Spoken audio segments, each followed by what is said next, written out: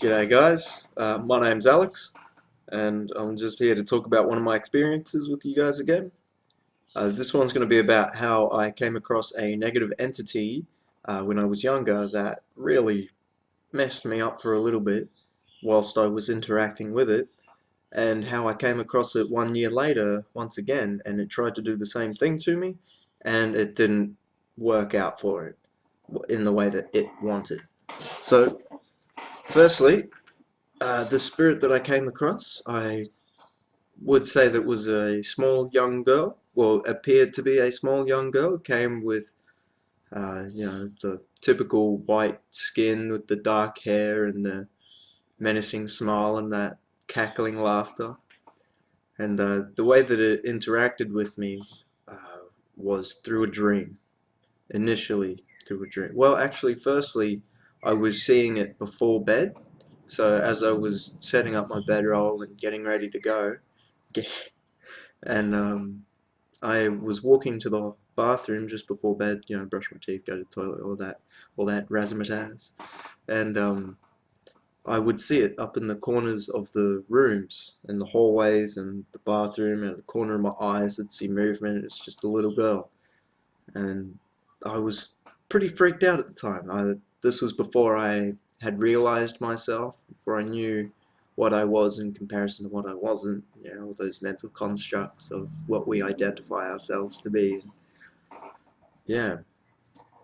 Yeah, before I learned how to do healing as well, before I did Reiki or Access Consciousness bars or any of my research. This is actually the event that kick-started me into wanting to research how to defend myself, and then from there, what I am within that self.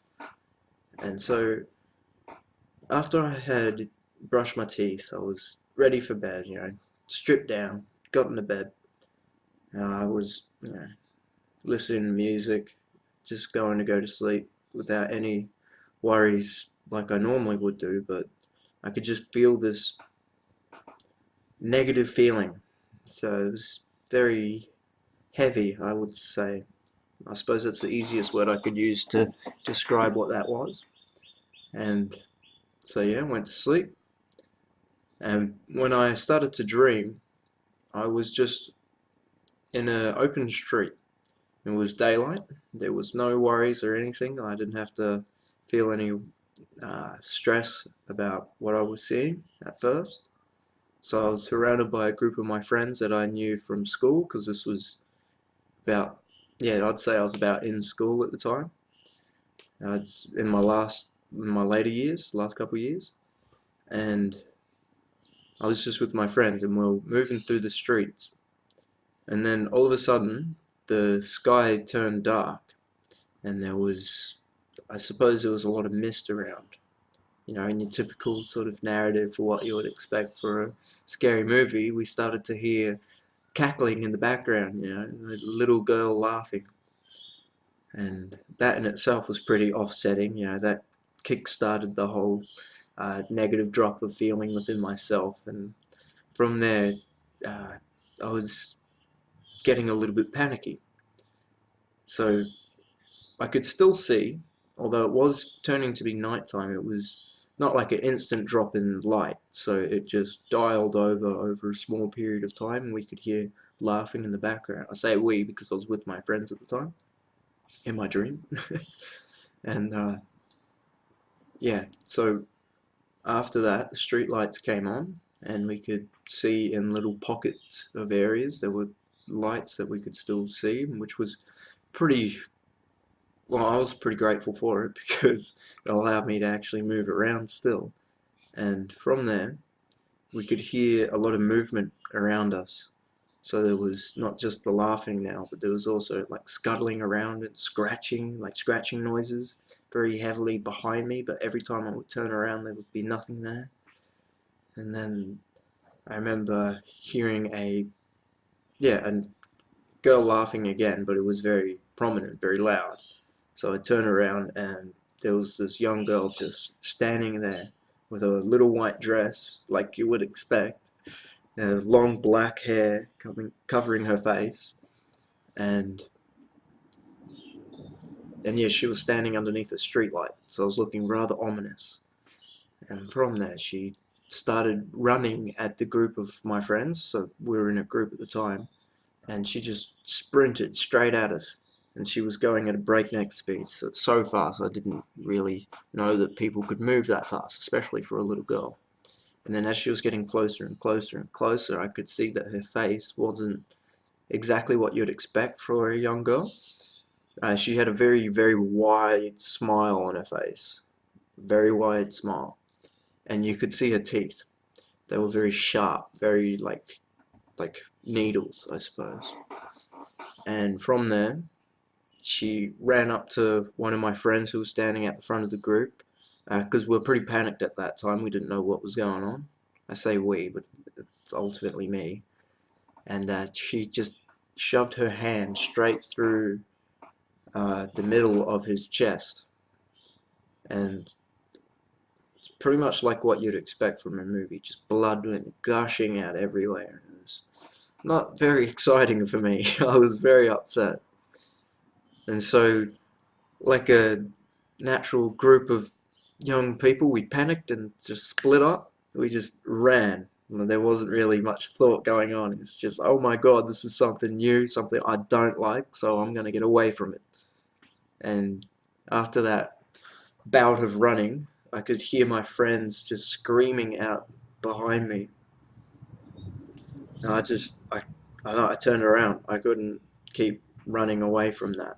I turned around and I started to see that my friends were being picked off one by one, and she was killing them in all different ways. So not just putting her hand through the chest, she would run up and like rip their heads off, or like start literally eating them. And yeah, not very nice things to talk about or think about, but it was what it was. So eventually she started whittling us all down until there was just me and my other friend left. And we ended up running into a corner, so there was nowhere for us to actually go. So we just had to turn and face this creature, or whatever it was. And she did the exact same thing again, started running at us at a very quick speed. And so we decided to try and confront, but it didn't really work because we were still, fearful, shaking in our boots, all that sort of stuff. And from there, she killed my friend quickly without any worries, and then went straight for me, and then like literally did a running jump at me and just dug her claws into my back and bit onto my neck and just just went hard. And I just woke up. I felt the pain. I felt it. It hurt, and it scared the shit out of me. It scared me so much. So I woke up, in a sweat, whoo! And yeah, that's what urged me to look at what I could do to protect myself from these creatures, whatever they were. So, because before I have had experiences throughout my life where I have seen negative entities and I've seen them affect other people, but it had never been directly with me, or at least I hadn't like perceived it to directly affect me. And yeah, so that's when I started looking into Reiki, started looking into protective symbols, starting to look at angels, and started looking at demons as well, because know thy enemy, all that sort of stuff. But it's not really enemy, it's just different perceptions of what things are and what they're doing, what state of mind they're in, and what state of mind you're in. And yeah, so through that learning experience of all that I had studied, and yeah, I decided to, well, I didn't just decide, I eventually learnt to not be afraid of these creatures. I learned all the ways that you can protect yourself, how you can think of being in a bubble of light so you don't get attacked, and creating a level of separation of some form between you and them, whatever the symbol may be. Like it could be a pyramid, it could be, a Merkaba, or I like pyramids, I like them, they're just fun to use. Whatever shape, the 3-pointed one, 4-pointed one, and you could even make an 8-pointed one, why not? And so yeah, after about a year or so, I came across this entity once again. I later found out, after learning about all these different types of creatures and all that, I learnt that this one was very similar to that of an aswang. And they had well, she had a long tongue, like I could see it. Like, I know I didn't mention that before, but she had a very long tongue. So from there, that led me into all these different avenues. So an aswang was what I identified this creature to be. And from there, like from what I know now, I now identify it as just a negative entity at that point in time that was trying to siphon my energy, I suppose. Just feed off of me in some form. So now that I was aware of that at that point in time, that they were just trying to get from me, to take from me in the way that they could in those dream states or those out-of-body experiences, or just any form of energy give or take, you've got to be willing. You've got to have that victim mindset. And so from me deciding to not have that victim mindset, when I came across this creature again, it literally came in the exact same way that it came to me the first time. So as I was going to bed, I, rolled out my bedroll. I got all that stuff ready. I went to brush my teeth, and because I was still in the same house at that time, and I looked up in the corner of the hallway, and there she was again, with her, hands up into the corners of the room, like she was just looking down at me. And I just looked at her. I was just, fuck off. Can't be bothered with that. Go away. Not for me. Thank you. And so from there, I just moved through it, went brush my teeth. I wasn't afraid. I was like, yeah, whatever. You can't do anything to me. I don't care. Go away. So just brushed my teeth. Put a bubble of light around me.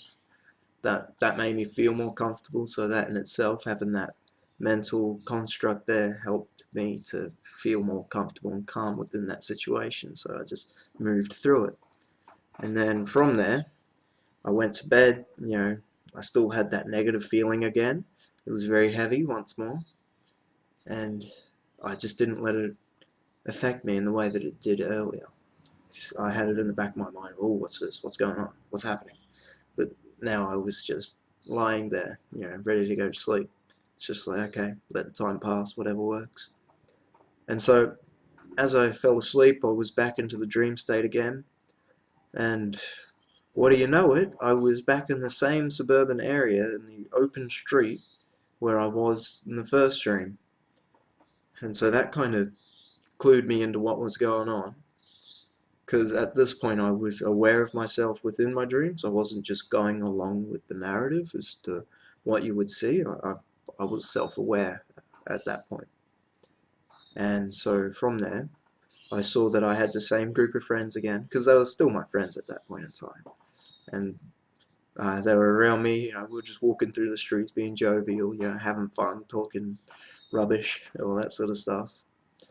And from there, the light started to dim again, turned from daylight to nighttime. And it happened over like a span of like 3 or 4 seconds, so it wasn't very long. And from there, the street lights turned on, ding, ding, ding, ding, ding, all across the road, or all throughout the road. And from there, we could hear the laughing again, cackling and all that sort of razzmatazz all around me. I wasn't really too worried about it. I'm like, okay, well, what are you going to do this time? What's going on? But nothing changed. Movement around me again. I could hear it. I could hear scratching on like fence posts and stuff. And I heard a very prominent laughing again. And there she was, once again, standing underneath the streetlight. I was just looking at her. I was like, okay, alright, well, what do you want? Okay, alright. And then she just ran at us again. She just ran at us. And I wasn't too sure if she was going to attack, because, you always got to give people the benefit of the doubt. Well, you don't have to, but at that point in time, I was along that sort of notion that I was just going to let her make her decision as to if she was going to just try and threaten me, or if she was actually just trying to attack me. And so from there, she ran up to my friend, put her hand straight through the guy's chest again. I'm like, okay, not happening. This is not happening. I don't care what you think. I'm just not having it. So as she started to run to my other friend, I just stepped twice. Even though there was a large distance between us, I stepped twice, and I was in between her and my friend at that point. And as she was about to, strike him, I just grabbed her hand and I just looked at her and I'm like, no, what do you want? And then as soon as I said that, I was, or at least the dream then transformed into a box. I was inside a box. It was just grey walls, like not like a light grey. It was a dark grey. There were dark grey walls in a cube. And so from there, I just looked at her. There wasn't too much more thought. I just put my hand straight in her mouth. No idea why, but I did it. No idea. I could feel her slobbering all over my hand. And I just looked at her and went, that's enough. We are done. And then from there, yeah, she literally dissipated in a, not a clockwise, in an anti-clockwise sort of way. She just, yeah. And I saw a door open from the cube, and then I walked out of it, and then I woke up, and it was morning. And so from there, I learnt not to be afraid of any of these entities, that they can't really touch you. It's all about being willing to have that mentality of yourself, of giving them power over you. Like, if you don't see yourself on an equal playing field with them, then they'll always be above you, right? Because you can never be above another. You can only make someone else believe that you're above them. They need to believe that they are lower than you. So if you do not back down, if you just continuously hold and project the energy of knowing that you are existence, experiencing existence, and that you are going to have the narrative that you choose, then from my experience, you will have that experience. So yeah, it's all about what you're willing to do and what you're not willing to do. So having the fear of them, that's the purpose of them trying to create all these events around us, to make them appear scary and appear like they have power, and make them able to feed off of you, pretty much. Because that's their goal. Because being a being of light, being a creature of energy, you can give and you can take. But when another energy being is trying to take from you, you need to accept that, because you have to give it. So from there, I hope that this might have helped you in some form, because I know that I could have used that help when I was younger. So whatever works, and yeah, have faith in yourself.